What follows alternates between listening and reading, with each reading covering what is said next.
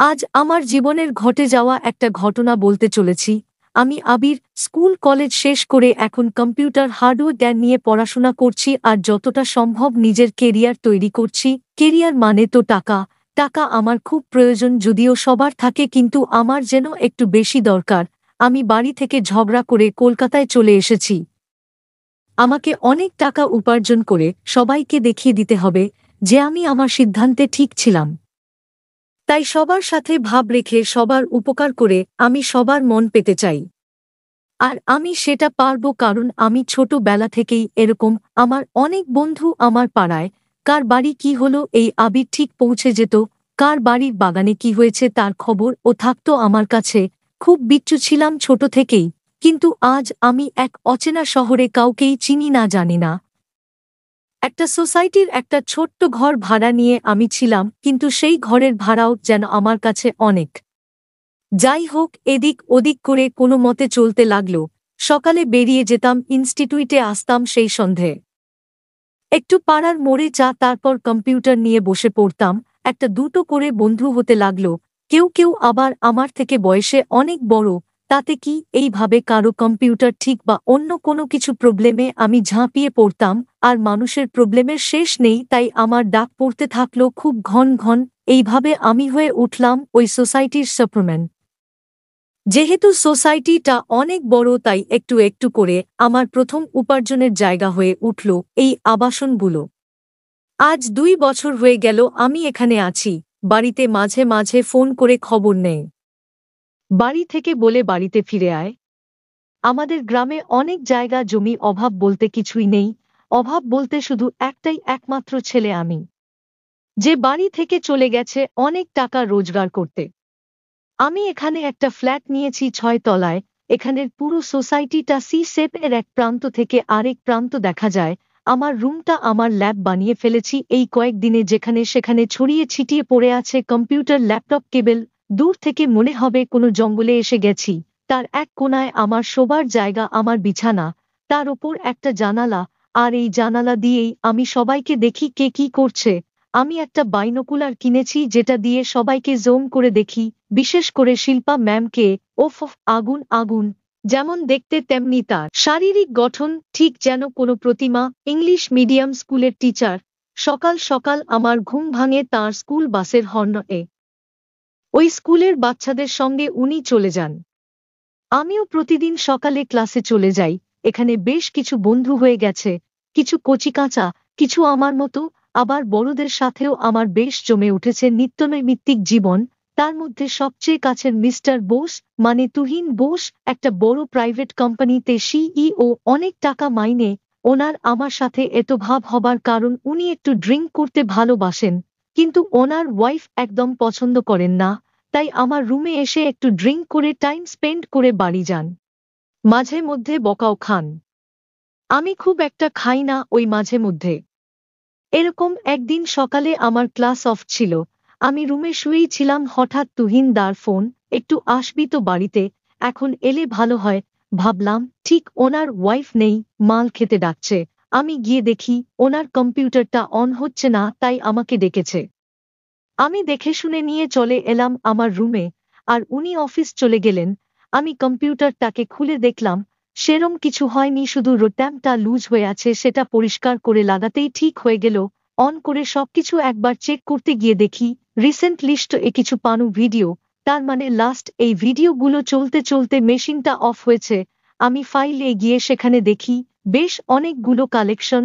দাদার কালেকশন বেশ ভালো, কিন্তু একটা জিনিস লক্ষ্য করলাম, সেটা হলো বেশিরভাগ আনাল ভিডিও। মনে মনে ভাবলাম বৌদিকে মনে হয় অনেক কষ্ট সহ্য করতে হয়। আমি কপি করে রেখে দিলাম। আমি তুহিনদাকে টেক্সট করে বলে দিলাম রেডি হয়ে গেছে। কিছুক্ষণ পরে ফোন এলো, তাহলে একটু কষ্ট করে গিয়ে অন করে আসবি। আমি বললাম সিওর, আমি দাদার কথা ফেরাতে পারি না। দাদা আমার অনেক হেল্প করে। তাই ভাবলাম যাই দিয়ে আসি আর বৌদির পেছনটা একটু দেখে আসি। আমি স্নান করে ফ্রেশ হয়ে একটা ট্রাউজার আর পাতলা একটা টি শার্ট পরে একটু ডিও ছড়িয়ে কম্পিউটার টানিয়ে আমি গিয়ে কলিং বেল বাজাতেই বৌদি দরজা খুলে ভেতরে আসতে বলল। অন্তরা বোস বৌদির নাম। বৌদি খুব সুন্দর দেখতে, একটু মোটা ধরনের, তবে মোটা নয়, একটু হেলদি ধরনের ফিগার। কিন্তু ফিগারটা নজর কাড়ার মতন, দুধে আলতা রং সুগঠিত, সম্পূর্ণ পরিপূর্ণ। একটা ব্ল্যাক গাউন পরে আছে, আমাকে ভেতরের রুমে নিয়ে গেল। ওখানে প্রিয়া পড়ছিল, ওনাদের মেয়ে। ক্লাস 10 এ পড়ে, এইবার ফাইনাল দেবে, ওই ইংলিশ মিডিয়াম স্কুল এ পড়ে। যার বাসের হর্ন এ আমার ঘুম ভাঙে। আমার সাথে রিয়ার আগেই পরিচয় হয়েছে। আমি বললাম, হাই রিয়া, কেমন আছো? রিয়া বলল, ভালো আঙ্কেল। আমি কম্পিউটার লাগিয়ে অন করে দিয়ে চলে আসছি তো বৌদি বলল, আবির বসো, আর তোমাকে কত দিতে হবে? আমি একমুখ হাসি নিয়ে বৌদিকে বললাম, কি যে বলছেন বৌদি, দাদার কাছে আমি টাকা নেব? দাদা আমার অনেক হেল্প করে, আর আমাকে যে হেল্প করে তাকে আমি আমার সর্বস্ব দিয়ে হেল্প করি, এটাই আমি। বৌদি বলল, তাহলে? আমি বললাম, আমার কিছুই লাগবে না বৌদি, তাহলে একটু বসো, একটু কোল্ড ড্রিঙ্কস খেয়ে যাও। আমি বললাম, তা হতে পারে। আমি সোফায় বসলাম আর বৌদি ভেতরে গেল। আমি এদিক ওদিক দেখছি, বেশ সাজানো গোছানো ঘরটা, বেশ রিচ ফ্যামিলি দেখেই বোঝা যায়। কিছুক্ষণ পরে দুটো গ্লাসে করে কোল্ড ড্রিঙ্কস নিয়ে এসে আমাকে দিল আর নিজে নিল। দুজনেই গল্প করতে করতে খেলাম। বৌদি বলল, তোমাকে অনেক ধন্যবাদ। আমি বললাম, কেন? বৌদি বলল, জানো আমার হাতেই কম্পিউটারটা খারাপ হয়েছে, আমি অত ভালো করে জানি না চালাতে, কি করে দিয়েছি তাই খারাপ হয়ে গেছে। আমি বললাম, না না, তেমন কিছু হয়নি। বৌদি বলল, কোনো কিছু ডলের হয়নি তো? তোমার দাদার অনেক দরকারি ডকুমেন্টস আছে ওতে। আমি বললাম, না না, টেনশন করবেন না, এখন সব ঠিক আছে। আচ্ছা আবির, তুমি তো অনেক কম্পিউটার জানো, তুমি আমাকে একটু শিখিয়ে দেবে? আমি বললাম আমতা আমতা করতে করতে, সরি বৌদি, আমার টাইম হবে না। বৌদি বলল, দাদা যদি বলতো তাহলে? আমি বললাম, দাদার কথা আমি ফেলতে পারি না, দাদা আমাকে বলেছে ওনাদের অফিসের কম্পিউটার এর কাজগুলো আমাকে দেবে, তাই আমি খাওয়া শেষ করে আসি বৌদি। রুমে এসে ভাবছি না বলে দিলাম, বৌদি খারাপ ভাববে হয়তো। বেশ কয়েকদিন পেরিয়ে গেল। একদিন সন্ধে দাদা আমার রুমে বসে ড্রিঙ্ক করছে। হঠাৎ দাদা বলল, তোর বৌদি তোকে কিছু বলেছিল? আমি আকাশ থেকে পড়লাম, বৌদি আবার কি বলল? কি বলেছিল? দাদা বলল, তোর বৌদিকে একটু কম্পিউটার শিখিয়ে দেবার জন্য। আমি একটু লজ্জা পেয়ে বললাম, হুম বলেছিল। দাদা বলল, তাহলে যাসনি কেন? তোর যা টাকা লাগবে আমি দেব। আমি ছি ছি, না না, ওরম বলো না। দাদা বলল, আমার সময় হয় না তাই তোকে বলছি। আমি বললাম, আচ্ছা যাব, তবে টাইমের কিছু বলতে পারছি না, ফ্রি টাইম এগিয়ে দেখিয়ে দেব। অনেক দিন কেটে গেল।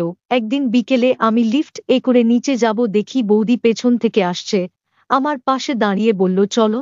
আমি সুইচ টিপে দিলাম, পরে আরো কয়েকজন চাপলো লিফট এ, তাতে বৌদির শরীর আমার সাথে এই প্রথম টাচ হলো, তবে এই টাচ এ কোনো ফিলিংস ছিল না, জাস্ট নর্মাল। বৌদি শপিং করতে যাচ্ছিল সামনের শপিং মল এ। আমাকে বলল, তুমি কোথায় যাচ্ছ? আমার মুখ থেকে কেন জানি না বেরিয়ে গেল, আমিও শপিং করতেই যাচ্ছি। তারপর বৌদি অ্যাপার্টমেন্টের কার পার্কিং এর দিকে চলে গেল। আমি হাঁটতে হাঁটতে রাস্তার মোড়ে এসে আমাদের চেনা চায়ের দোকানে চা নিয়ে জাস্ট চুমুক দিয়েছি। পেছন থেকে হর্ন ঘুরে দেখি বৌদি। বৌদি বলল, একটু মুখটা জানালার দিকে এনে উঠে এসো।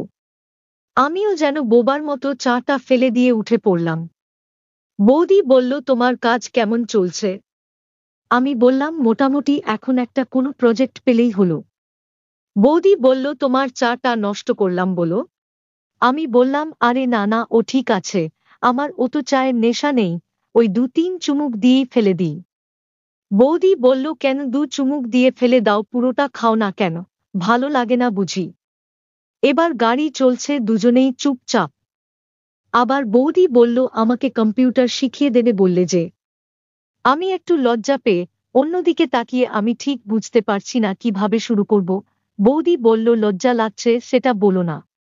আমি যেন এটাই বলতে চাইছিলাম, আমতা আমতা করতে করতে আমি মানে। বৌদি হাসতে হাসতে, আরে বাবা, এতে লজ্জা পাওয়ার কি আছে? আমি বললাম, আচ্ছা যাব কাল।